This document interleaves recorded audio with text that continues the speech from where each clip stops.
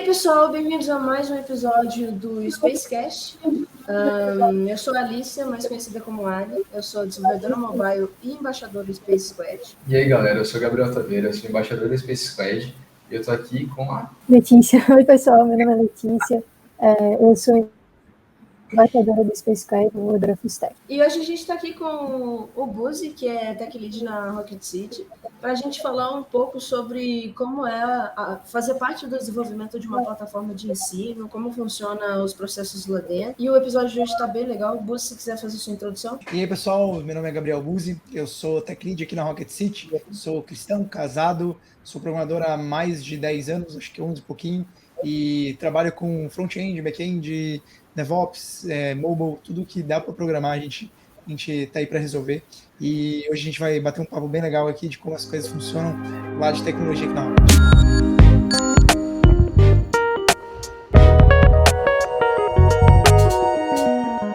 Hoje em dia você é Tech Lead na Rocket City. Rocket City é uma plataforma que tem milhares de desenvolvedores, ou pelo menos centenas, mas acredito que já estão em um nível muito elevado. Hoje em dia, a plataforma que eu vejo como a mais importante no mundo da tecnologia e a mais influente. Como é que é ter essa pressão de trabalhar num projeto que impacta a vida de tantas pessoas? Eu estava conversando isso hoje no one-on-one com um dos devs. É uma correria, assim, bem grande hoje na Rocket. Eu, como Tech Lead, basicamente sou de todos os produtos. Então, eu atendo a vários squads. E são mudanças em todos os pontos, né? No Discover, no Ignite, no Explorer, no Plus. Em todo instante, todo tempo, a gente tem modificações, novas coisas sendo projetadas. Existe uma pressão muito grande, porque a gente tem que entender que o aluno, ele é o nosso cliente, é o nosso consumidor final.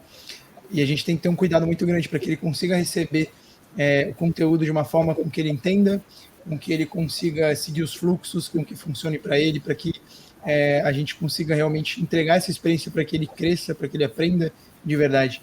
Então existe uma grande correria, é um sentimento maravilhoso, na verdade, porque existe um propósito muito grande, assim, de, poxa, eu sou programador, eu aprendi e agora eu ajudo outros programadores a aprender.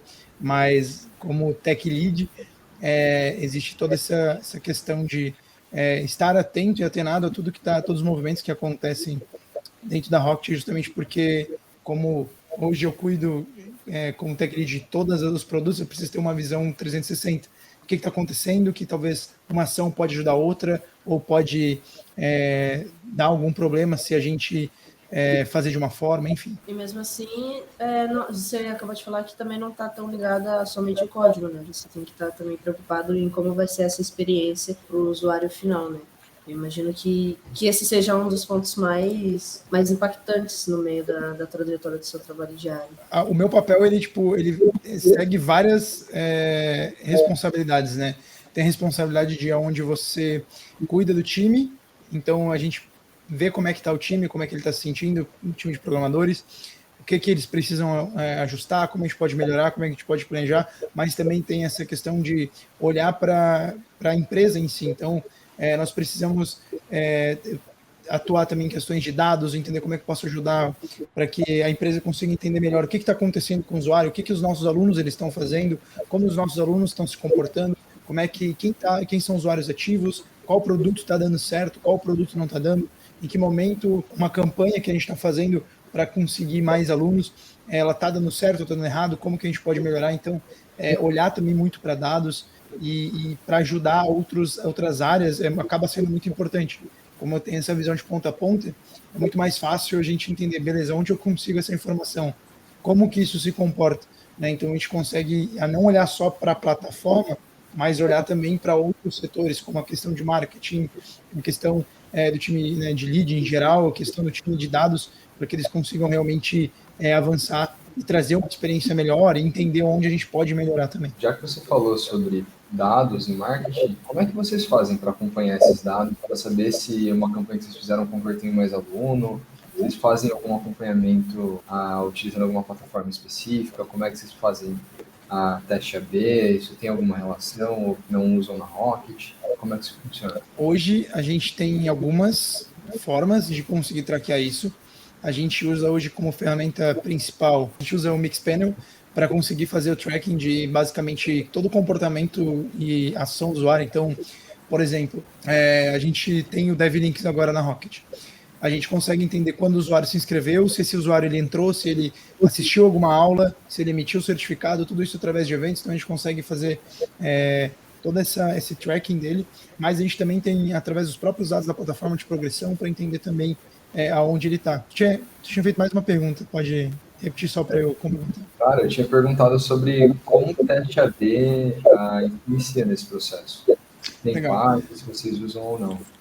Então, hoje a gente não trabalha necessariamente com testes AB, mas a gente está toda hora subindo novos MVPs para validar, para ver se realmente as nossas estratégias funcionam. Por exemplo, a gente está fazendo alguns ajustes agora para entender como que a gente pode trazer mais conteúdo para os alunos para conseguir alcançar mais pessoas interessadas em estudar e tudo mais. E a gente está fazendo alguns testes. Por exemplo, o DevLinks, ele iniciou como o próprio teste para ver se as pessoas iam querer entrar, se elas iam fazer o curso, se elas iam emitir o certificado, o que elas iam fazer. O próprio Bora Codar, por exemplo, tem toda essa questão de testes. Então a gente vai validando e vendo o que dá certo. E aí a gente evolui o produto em cima disso. Então hoje a gente não trabalha muito com AB, mas a gente trabalha muito em cima de MVP.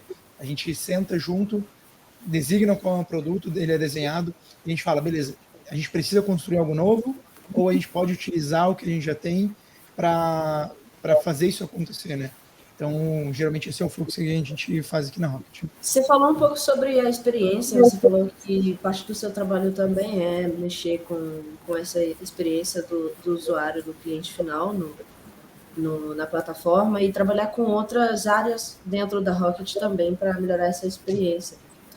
E daí eu queria saber como que funciona esse processo de experiência no geral, se vocês aplicam algumas questões como acessibilidade e tudo mais. Eu sei que a Rocket toma certo cuidado com a acessibilidade, como a gente pode ver nos eventos, colocando acessibilidade para deficientes auditivos e tudo mais.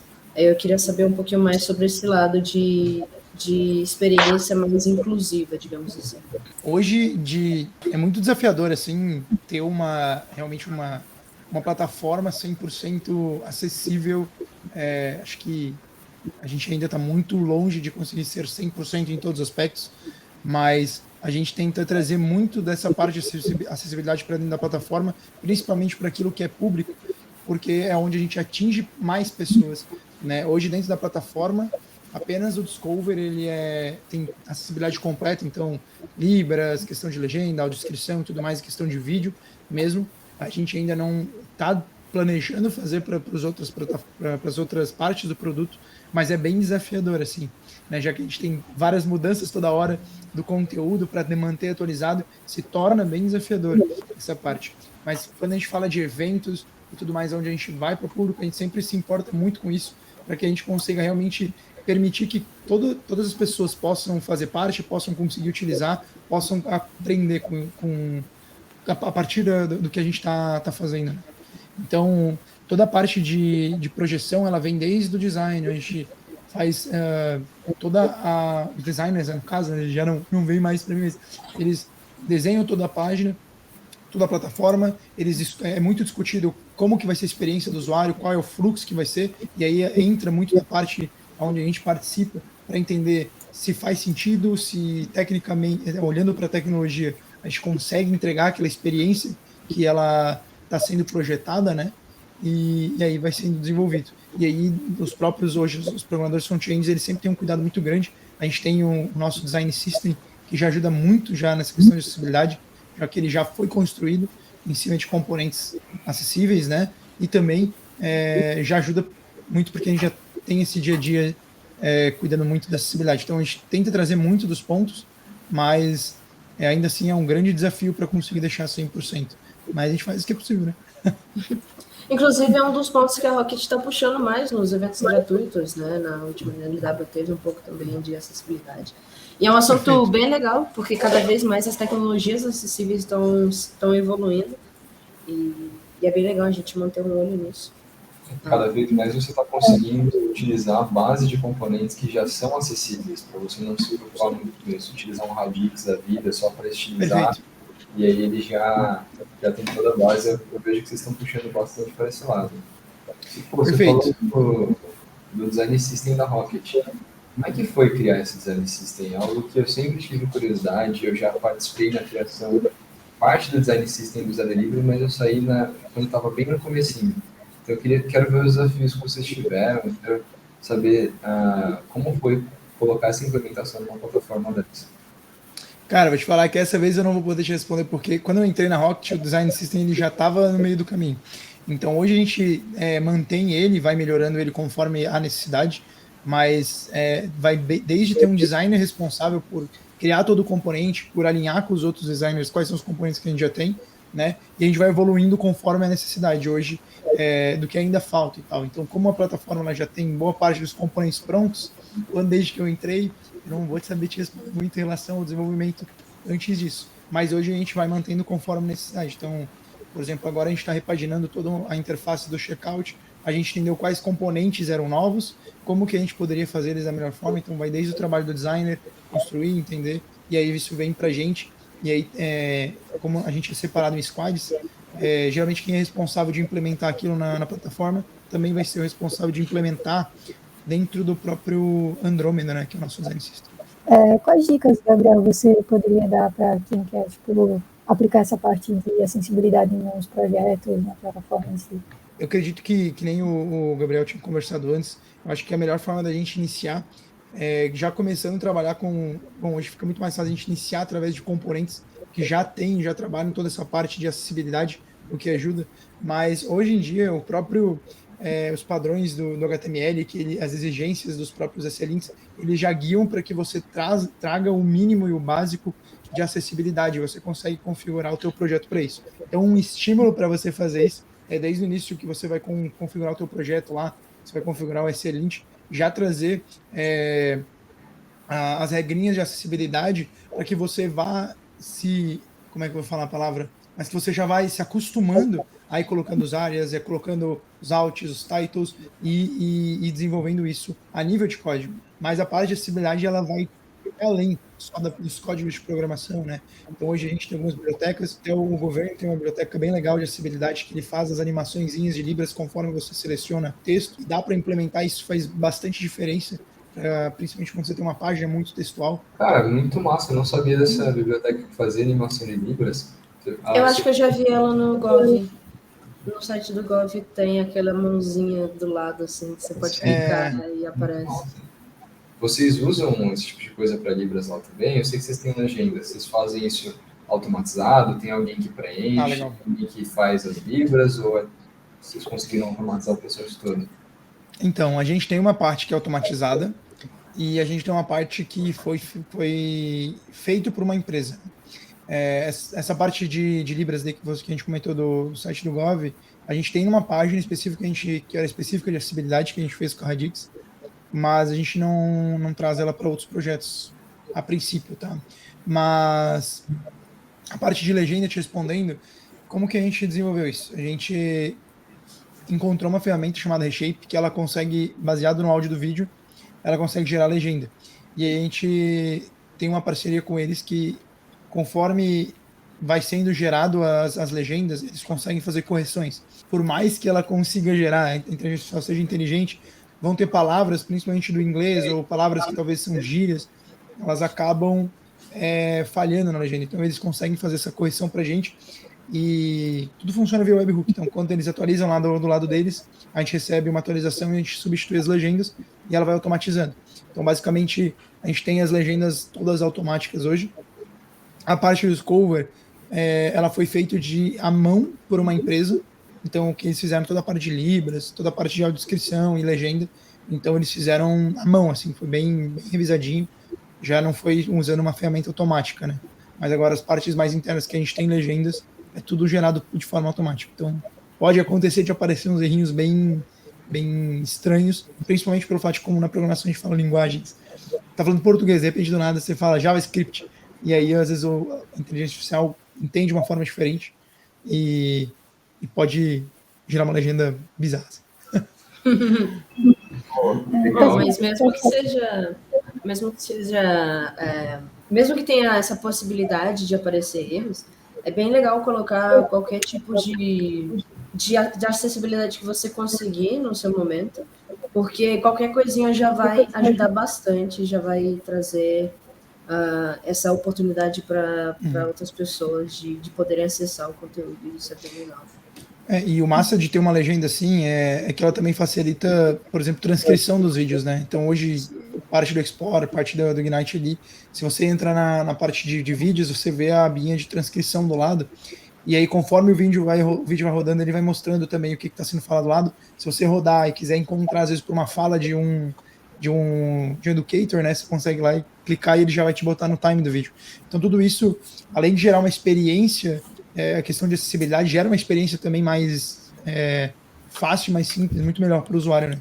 Então, a acessibilidade ela não vai além apenas da parte acessível, mas também da experiência, para tornar mais fácil e simples para o usuário, né? E é uma experiência que ela é parcialmente manual, mas vocês não botam a mão. Vocês conseguiram terceirizar a ponto de estar tudo automatizado, de ser algo que precisa de um pouquinho de revisão, mas vocês não têm que se preocupar, sabe? Já vem tudo por ali, o que eu achei bem legal isso. Deixa o controle deles de atualizar a plataforma.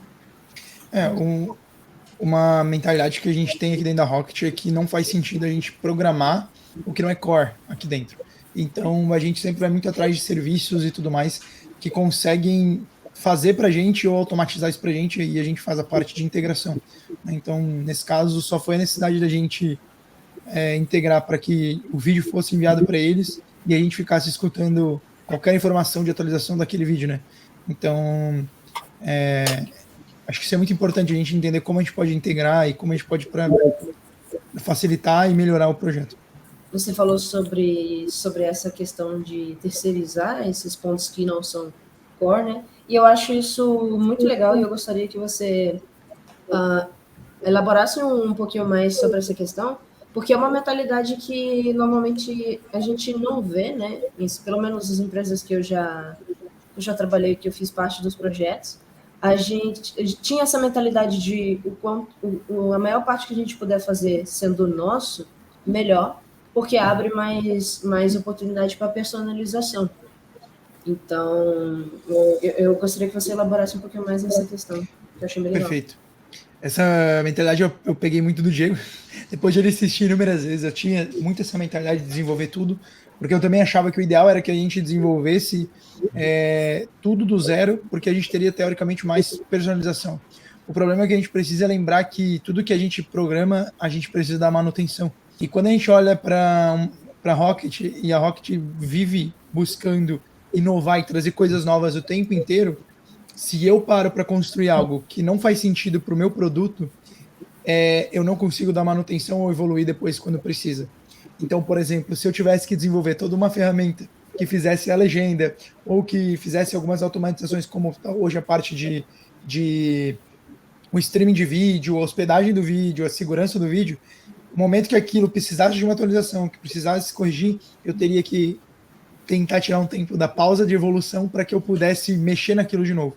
Então, quando a gente entende que isso atrapalha muito a manutenção, a gente entende que não faz sentido eu programar algo que não é do core do meu produto. Então, hoje a gente desenvolve tudo que é relacionado aos produtos da Rocket, Discovery, Ignite, Explorer, Plus, a parte de eventos, né? A gente desenvolve em cima disso, porque é onde a gente precisa evoluir. Agora, ferramentais que podem contribuir, a gente prefere buscar uma solução terceira, onde a gente consegue integrar. E aí a parte que a gente precisa desenvolver, a gente desenvolve para integrar com eles, né? Então, sim, acaba fazendo muito mais sentido e, ao mesmo tempo, a gente tem personalização, né? Então, por exemplo, vamos trazer algumas pequenas integrações que a gente tem aqui, algumas integrações. Essa parte da Reshape. Eu só preciso enviar o vídeo para eles e eu preciso escutar as mensagens deles. Eu personalizo do jeito que eu quiser, porque existe uma troca entre a gente. Por exemplo, parte de pagamento, mesma coisa. Eu envio para o pagamento e eu fico escutando tudo que ele faz lá e eu personalizo do meu jeito. Ou seja, a gente sempre constrói de uma forma com que a ferramenta terceira ela seja só um caminho de processar o que a gente precisa. E todo o resto a gente mantém do nosso lado. Então eu não preciso desenvolver a funcionalidade de gerar legenda, a funcionalidade de gerar pagamento e análise. Não. Eu preciso só garantir que do meu lado todo checkout vai funcionar e se eu precisar ter uma regra de renovação, eu gerencio do meu lado. Mas eu deixo para que essa parte principal realmente fique com um produto terceiro, né?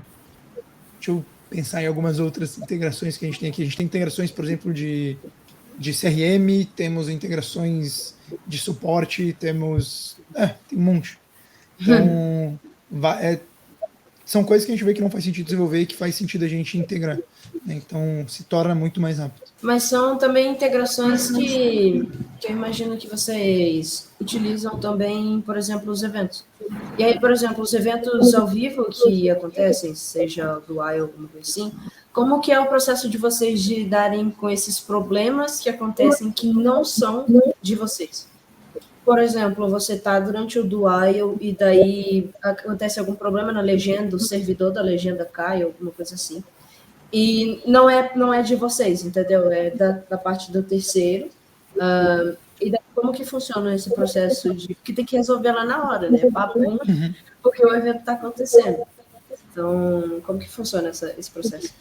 Então, geralmente, a gente já teve diversas situações assim, inclusive, se alguma vez caiu alguma coisa no evento, talvez tenha sido culpa minha, mas deploy na sexta-feira. Mas geralmente a gente fica de plantão assim quando tem algum evento acontecendo, mas tudo é muito bem testado antes, tudo é muito bem validado. A gente, por exemplo, constrói tudo evitando consumir todo o serviço externo. A gente consome de uma forma controlada, até para também não estourar gastos. Então a gente tem todo um cuidado no desenvolvimento. Obviamente, se algum serviço cair, a plataforma é desenvolvida de uma forma, óbvio, tirando menos a parte de vídeo, por exemplo, que se cair, lascou, mas ela é construída de uma forma que ela é independente. Então, se a legenda cair de alguma forma, que não aconteceria, porque hoje a nossa legenda está na Google, só se a Google cair, a gente teria um vídeo rodando, só que sem a legenda. Então, ele bateria lá no servidor da Google, e a Google ia falar, opa, não estou encontrando, e a legenda só não iria carregar nesse caso. Mas a aula continuaria dando continuidade. Então a gente faz tudo de uma forma onde fica não dependente. Hoje a única dependência realmente real de serviço que a gente teria, que se caísse, a gente teria que realmente depender deles, é a parte de streaming de vídeo mesmo, porque existe alguém processando, existe alguém rodando isso para a gente para aguentar a quantidade de acesso e tudo mais. Então isso realmente fica fora do nosso controle. Mas no geral a gente constrói de uma forma que se cair, a plataforma mantém e segue o jogo. Muito show.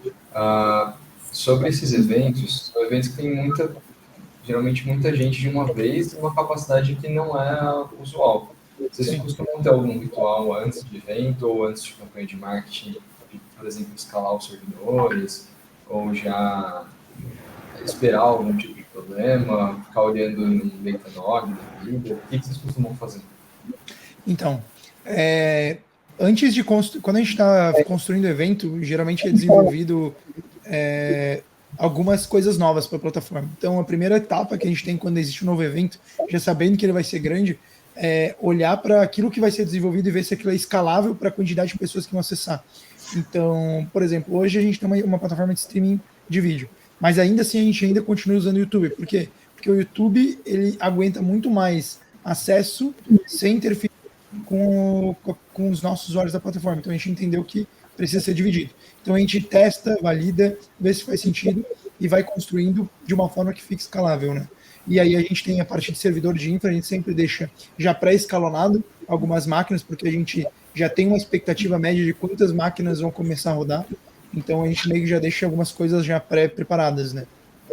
E aí o nível de desenvolvimento é isso que eu falei. A gente senta com o time de lead, o time de produto, entende o que eles querem construir, a gente entende como se aquilo é escalável ou não, e aí, se for escalável, a gente fala, senão a gente planeja de uma forma ou cria uma estratégia para que a gente consiga aguentar a quantidade de usuários que a gente acaba atingindo hoje, porque chega a dar, 20, 30, 40 mil acessos, assim, numa vez na hora dos NLWs, por exemplo, e muita gente.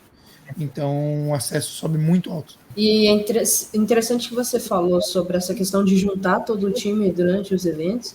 Eu queria saber sobre você como líder nesses momentos, como que você não surta durante um evento, de ter que comandar tantas pessoas, assim, de ter que estar a todo momento garantindo que está tudo funcionando certinho, de que nada caiu.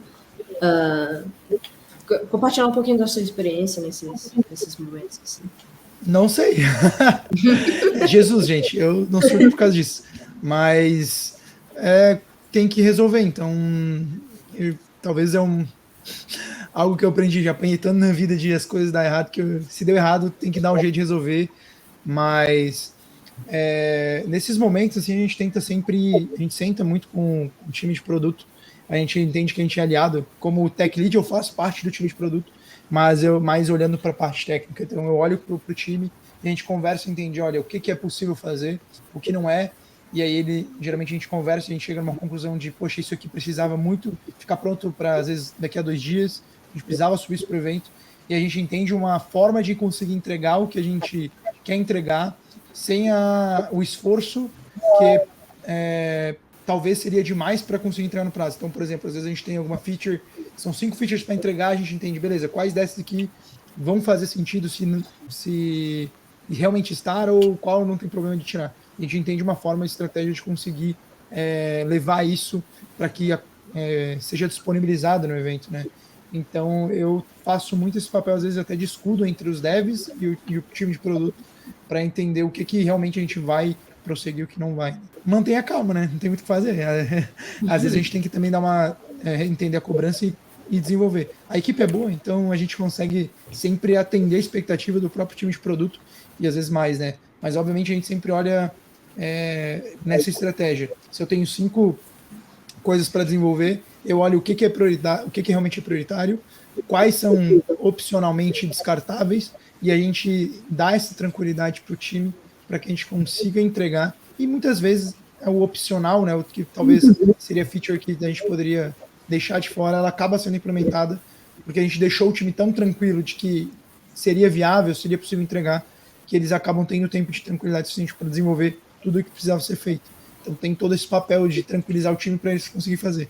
E aí, acho que eu consigo manter calma assim, né? Mas é puxado, sabe? Tem eventos que são puxados, eventos que também são tranquilos, porque, por exemplo, teve um evento que foi mais puxado, que foi NW Sports do ano passado, que foi o início de uma sequência de grandes NLWs que a gente estava fazendo.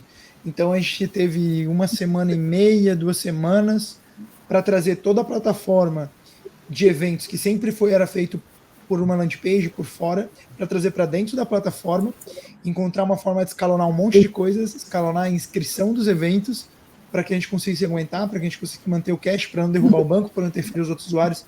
Então existem períodos que são um pouco mais desgastadores, assim, mas a gente sempre conversa e vai fazendo conforme é possível, sabe? Mas como a equipe é grande, a gente consegue sentar e dividir bem as tarefas para que a gente consiga entregar. Então, no fim de contas, acaba sendo menos estressante do que realmente parece ser, sabe? Mas é isso.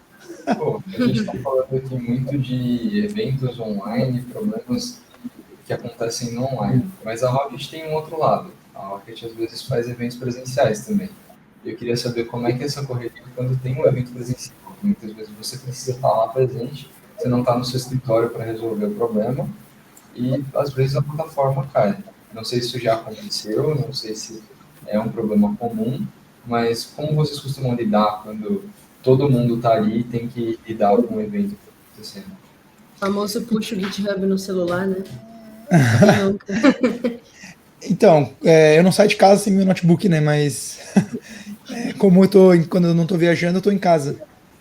Então eu sempre estou perto ou próximo se der qualquer problema. Mas em eventos como presenciais que a gente sempre deixa muito preparado e a gente já prepara até o próprio time de entender, cara, não vamos fazer certos deploys, algumas coisas não fazem sentido subir, não vamos fazer tais modificações, porque a gente sabe que é um período que talvez possa acontecer algo e a gente não conseguir atender, né? Mas já aconteceu sim, acho que até foi recentemente, caiu a plataforma e eu estava viajando, e nesse dia eu estava com o computador, mas estava no carro, eu estava longe, e aí foi pelo celular mesmo, fui conversando com o time, fui vendo o que era, e a gente vai resolvendo conforme dá, sabe? Então, e a gente conseguiu voltar à plataforma bem rápido, já designada, ligar para quem precisava, comunica com quem é. Então, geralmente a gente lida dessa forma. Então, e nunca é só uma pessoa que está responsável por isso. A gente tem um time de SRE, a gente tem eu como tech lead, mas também tem os próprios devs que eles conseguem apoiar a gente na resolução desse tipo de situação. Se acontecer algum script que quebrou por alguma regra que deixou passar ou algo que aconteça assim. Legal, né? Que você falou que não tá tudo realmente centrado em você. Porque normalmente o que a gente vê em empresas menores tá tudo centrado numa pessoa só. E daí quando essa pessoa não pode, ferrou, não tem o que fazer, era a única pessoa que tem os acessos e tudo mais. E isso é bem legal, né? De saber que não pode estar sempre numa pessoa só, porque tem situações em que precisa de mais gente e essa pessoa não vai poder estar sem internet. Então, acho bem legal isso. Acho que, como tech lead, a síndrome que tu mais tem que cuidar é a síndrome do super-herói. De achar que você resolve tudo e de que você é o responsável por tudo. O problema é que, talvez por um período, você consiga dar conta, mas vai chegar um momento que você é o gargalo da empresa. Né? Isso já aconteceu aqui dentro. Quando eu entrei na Rocket, eu estava muito on fire, assim, fazendo muitas coisas, resolvendo muitos problemas, porque eu vim com uma visão de fora, com uma perspectiva, eu trouxe muita coisa, e a gente começou a resolver, mudar e acelerar muitas coisas que estavam travadas.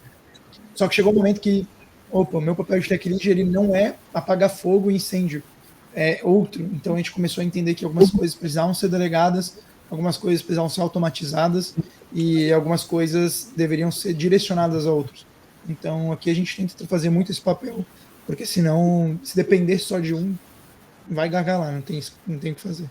É que isso é bastante importante, né? Porque quando todo o time está alinhado, então mesmo que tipo aquela pessoa que é a principal pessoa para resolver aquele problema, se não tiver, eu garanto que vai ter outras pessoas no time para poder resolver. Então, tipo, isso é algo assim fundamental, né? O time está totalmente alinhado, tipo, de acordo.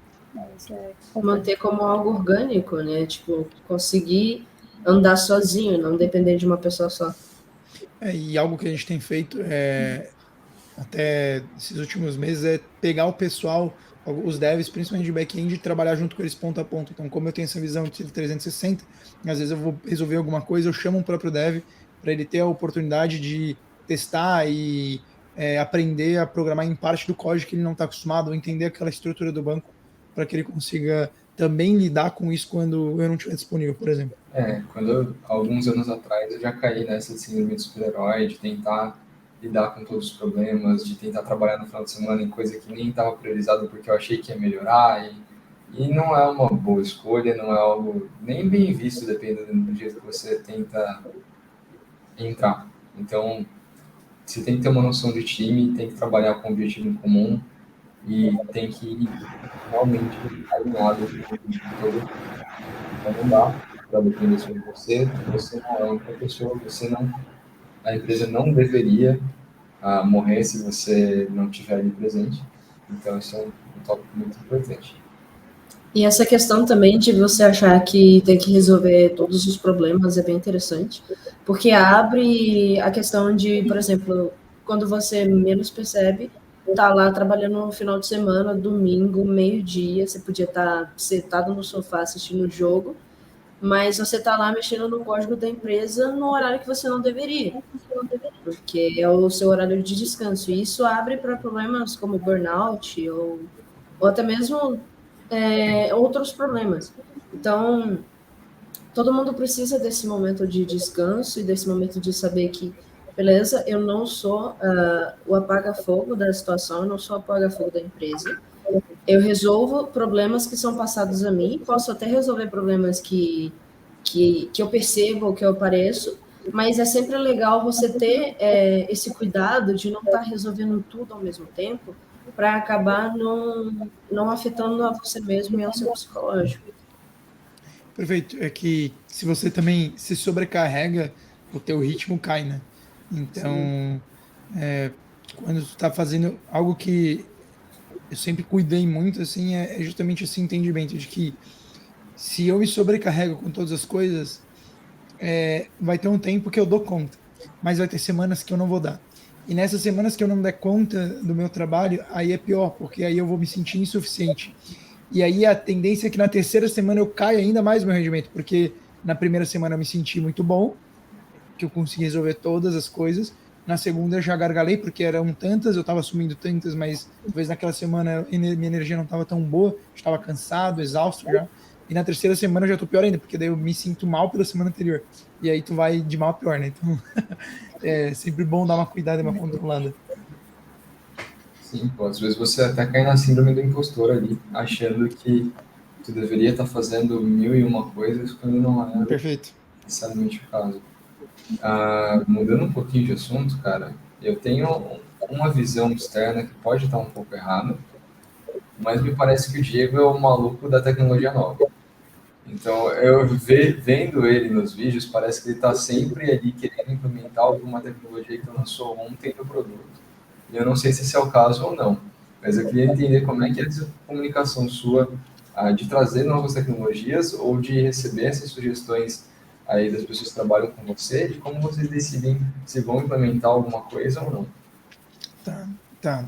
Aqui na Rocket, cara, eu digo sim, ele é maníaco das tecnologias novas, ele não pode ver um site bonito novo com uma tecnologia nova que ele já manda mensagem, Buzi, tô testando isso e vamos implementar isso na Rocket semana que vem. Então ele gosta muito disso, o que é muito legal. E aqui dentro da Rocket a gente tem muito essa cultura. Aqui dentro da Rocket a gente tem algumas estruturas prontas de desenvolvimento, mas a gente não tem regra de, sei lá, por exemplo, agora a gente está trabalhando num projeto que a gente entendeu que para a complexidade dele não fazia sentido usar Kafka. A gente poderia usar uma outra ferramenta. E aí tinha uma que a gente queria testar que se chamava Keystash. Eu falei assim, bora testar.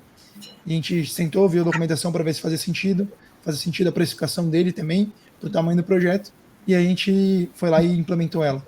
Teve outro projeto que a gente entendeu que existia um banco de dados diferente, com alguns plugins diferentes que faziam mais sentido de utilizar para aquilo que a gente queria desenvolver. A gente senta, entende se realmente é o que faz sentido e desenvolve. Então, a gente tem muito essa flexibilidade aqui dentro. A gente tem um cuidado para também nada ser top-down. Então, por exemplo, quando a gente vai desenvolver algo, a gente pensa primeiro na estrutura para entender o que seria o melhor fluxo, mas a gente chega até o dev, né? Geralmente eu desenho essas estruturas, mas eu chego até o dev, a gente discute para ver se realmente esse é o desenho, se esse é o fluxo, se essas vão ser as ferramentas que fazem mais sentido. Às vezes o dev vai trazer uma ideia, às vezes a gente vai sugerir. Óbvio, a gente já vai com algo mais opinado, mas a gente sempre está aberto a entender, opa, talvez tenha algo que eu não estou enxergando, existe uma estratégia melhor de fazer, porque, cara, tem infinidade de formas de resolver qualquer problema dentro da plataforma, né? Então, é algo que a gente está implementando agora, para dar um spoiler de algo que vai sair, mas a gente está implementando uma ofensiva dentro da plataforma e a gente não queria trabalhar com WebSocket para fazer atualização entre os serviços, até porque a gente está trabalhando com um serviço que é serverless e a gente entendeu que não fazia sentido, por exemplo, contratar um serviço que fosse fazer o broadcast de evento para atualizar a UI, né? Então a gente conversamos entre os devs, conversamos com o Diego, conversamos com o back-end, o que fazia mais sentido, ideias para ouvir, e no fim a gente entendeu que para essa solução, para esse momento, a melhor ideia era fazer um UI otimista que resolveria e não precisaria gastar tempo desenvolvendo nada de socket, não precisaria desenvolver nada de serviço externo, que faria essa comunicação em tempo real com serviços em servers, né? Então, é muito amplo, muito aberto, assim, a testar coisas novas todo o tempo. Então, acho que isso é uma das coisas mais legais, porque a gente, como... Imagino que eu falo para todos, mas a gente, como dev, a gente adora ver essas tecnologias novas e adora usar coisas novas. E eu imagino que para vocês seja mais ainda, porque já foi comprovado que no NLW, tecnologia nova é o que mais tem.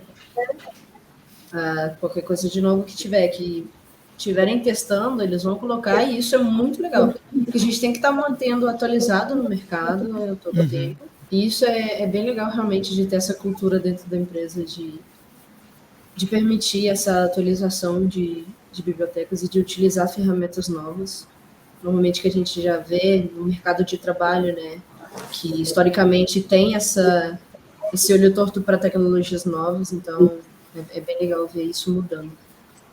A graça é que a gente entende que se eu trabalhar, por exemplo, como front-end e só usar, por exemplo, Styled Components, eu nunca vou me dar a liberdade de conhecer Stitches ou Tailwind e ver se experimentar se elas fazem sentido.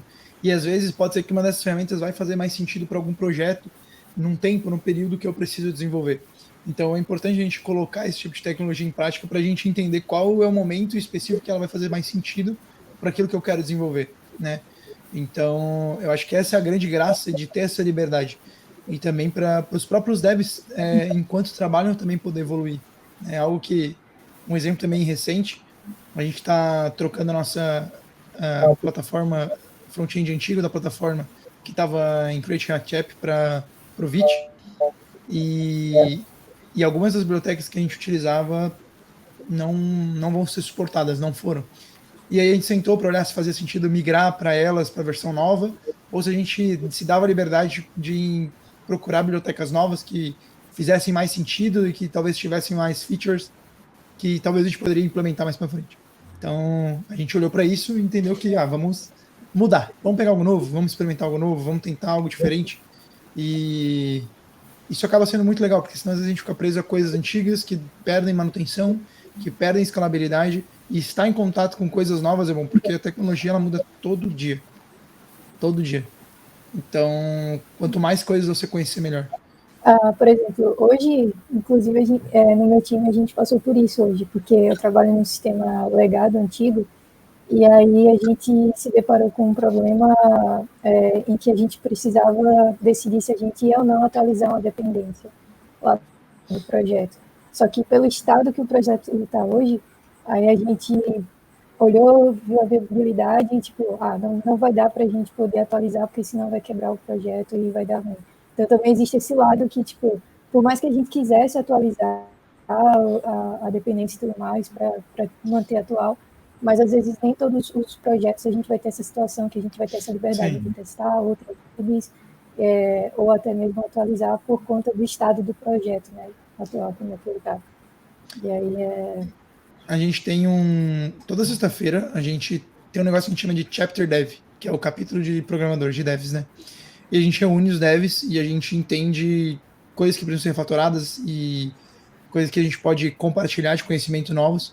E vez ou outra a gente faz o que se chama, se não me engano, Mob Programming, que é basicamente fazer um pair programming, só que em múltiplas pessoas. Então a gente pega uma parada que é um débito técnico que a gente pode fazer, pode melhorar, escolhe alguém sorteado lá para programar e a gente vai fazendo todo mundo junto, front-end, back-end, vai fazendo todo mundo junto para aprender.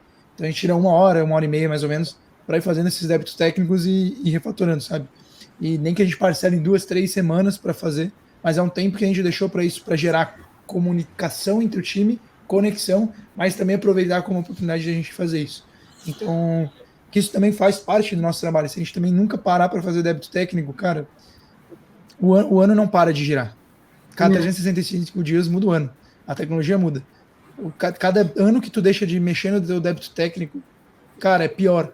Uma hora vai chegar um momento que vai vir uma feature que vai resolver o teu problema e tu não vai ter mais possibilidade de mexer, porque tu vai ter que, não é mais atualizar uma lib, são 10 libs que você vai ter que atualizar e cara, o teu projeto se torna um legado imutável. Então, compensa ir aos poucos e atualizando e passando uns perrengues de fazer migração, sempre vale a pena saber adaptar isso. Eu tenho uma história sobre isso, que o projeto na empresa que eu trabalho do aplicativo, ele teve uma época que ele estava tão legado que a gente não conseguia atualizar nada, porque era tudo tão específico em versões específicas que você não conseguia atualizar nada porque ia quebrando. Tipo, atualizava uma coisa, quebrava outra e tinha que ir resolvendo. E daí a gente fez uma atualização drástica em que eu literalmente criei um projeto novo e fui trazendo tudo com as versões mais novas e trazendo as funcionalidades de novo, né? Tipo, meio que copiar e colar mesmo, só que indo atualizando ao meio do projeto. A gente teve que tirar o Expo também, que a gente usava React Native com Expo e o Expo estava barrando algumas coisas que a gente estava tentando personalizar. Então, a gente teve que tirar, e aí eu tive que criar um projeto todo de novo. E isso comprova tudo que você falou agora de não deixar de atualizar por muito tempo. Inclusive, agora a gente tem essa constante de ficar atualizando as bibliotecas. Porque chegou um momento que, cara, estava tão específico, em versões específicas, que não dava para mexer em nada, porque quebrava tudo. E nossa, isso é o desespero na sua vida. Tá, Vera, eu já vou deixar essa pergunta, deixa eu complementar o que você falou. Tanto essa questão, por exemplo, que a gente está trazendo o CRA para o Vite, é que, cara, quando foi desenvolvida a plataforma em cima do Create React App, ele era a opção que tinha. E, cara, só que se tu olhar hoje para 2023, existem soluções muito melhores, e o Vite, por exemplo, hoje é a que está mais se destacando. E, cara, é gritante a mudança e o tempo que tu leva para rodar o projeto em relação a como ele é, como se torna com o Vite. Então, uma parada que, um projeto que leva às vezes 15 segundos, 20 segundos para rodar instantaneamente, o hot reload ser muito mais rápido, cara, faz diferença no dia a dia de trabalho. Então, a meta é sempre ser possível deletar o Yarn Lock sem medo de que o teu projeto não vai quebrar e você jogar um Yarn ou o que você usa de lock aí para o teu projeto ser personalizável e atualizável. Então, é claro que algumas vezes não vai rolar, mas quanto mais próximo disso conseguir, mais vida o teu projeto vai ter e menos chance de se tornar um legado, tipo, chato de mexer ele vai se tornar, né? Pô, a minha pergunta, ela não era muito bem uma pergunta, mas era voltada à tua resposta para a Letícia. Eu ia comentar sobre jeitos de inovar, porque assim, eu vi, por exemplo, não sei se vocês perceberam, mas recentemente no iFood aí tem um novo jeito de acompanhar os pedidos. Eles integraram com a API do iOS. E quando tu faz um pedido, ele aparece em tempo real o status do pedido e vai atualizando. Vai mostrando ali o ponto querendo para o lado na tua lock screen. E é algo que eu vi no LinkedIn mesmo, eles comentando que foi algo que veio do Chapter, que eles implementaram. E eu queria saber, justamente, se você tinha um Chapter, que você já falou que tem, como funcionavam as discussões, e se você tinha algum hack day, alguma coisa assim para estimular esse tipo de desenvolvimento não convencional, algo que não viria normalmente se não tivesse essa discussão mais técnica. Boa. É algo que a gente já tem há algum tempo, acho que já faz mais de um ano que a gente separou Rocket em chapters e guilds. E a gente tem alguns chapters para desenvolvedores de front, de back, mas também tem o de devs em geral. E a gente discute bastante quando a gente pensa em algumas implementações melhores, evoluções. Então, por exemplo, uma das coisas que a gente tem na plataforma, caso muitos talvez vocês não saibam, mas parte da plataforma é em React normal e parte da plataforma é em Next. E a plataforma, ela muitas vezes a gente tem algumas features que elas precisam funcionar nas duas.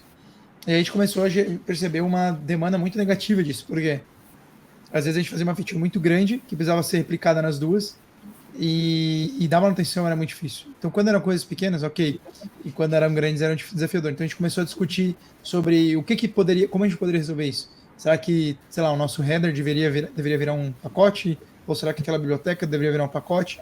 Como que a gente poderia fazer? Como que a gente poderia mudar? E a gente foi conversando, discutindo, o Diego traz pontos, os outros devs trazem pontos, a gente chega numa conclusão para que a gente consiga desenvolver isso de uma forma legal, sabe?